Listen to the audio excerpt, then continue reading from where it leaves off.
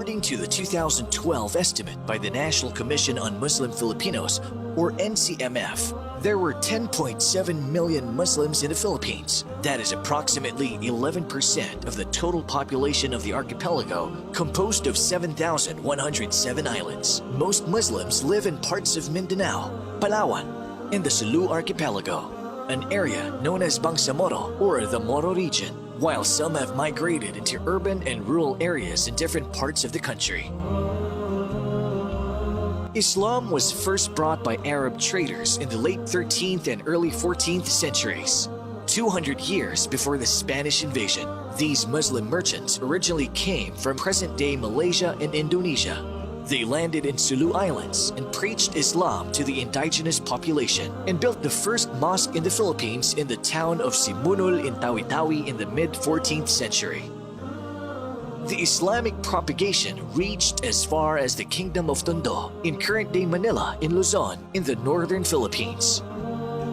It is notable to see that there was no clear record of armed conquest made by the Muslims against the local people, and it seemed that they embraced Islam voluntarily. Muslims believe that the past Muslims were invited into Islam by the good manners possessed by the preachers towards Islam. Different states and colonies embraced Islam without being subjugated by a Muslim military. As time went on, the Muslims prospered under these Muslim states, which had trade relations with nearby islands and even far-off countries like India and China. By that time, the Philippines does not exist yet as a country, rather as a group of islands where different sultanates rule over different lands, where many of these are Muslim governments. The first attempt to conquer the Philippines was made by a Portuguese sailor working for Spain named Ferdinand Magellan in 1521.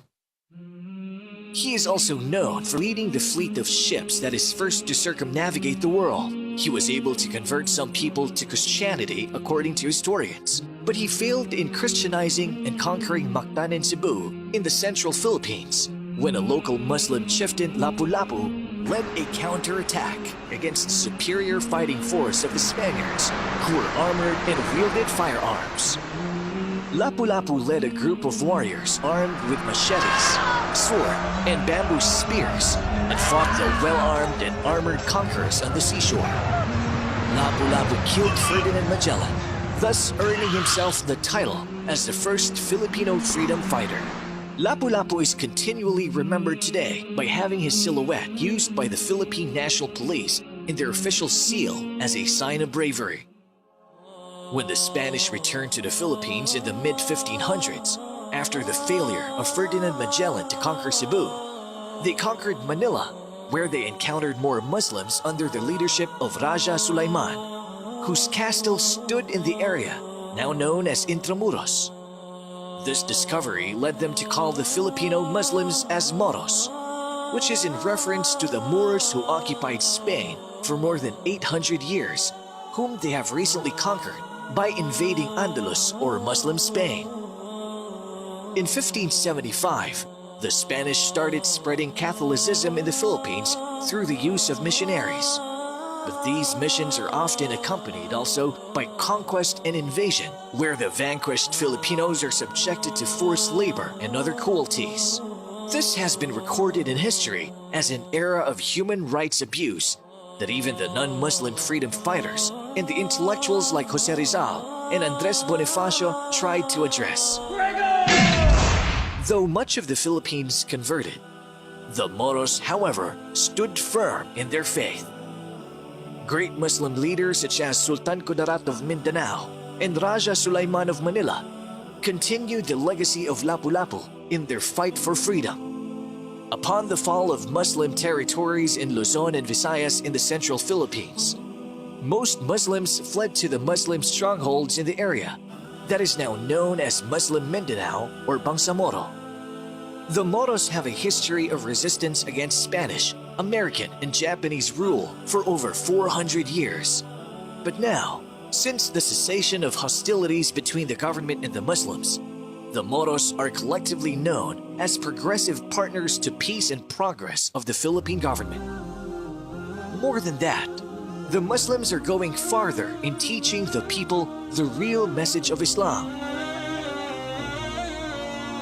Islam came from the Arabic root word aslama, which means to surrender, and another word salam, which means peace. Followers of Islam are called Muslims.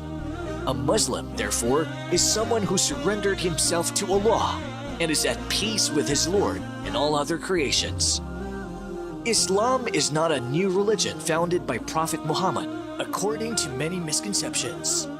Rather, it is a monotheistic religion, which is the continuation of the message of the prophets and messengers from Adam, the first prophet, up to Muhammad, the last and final prophet.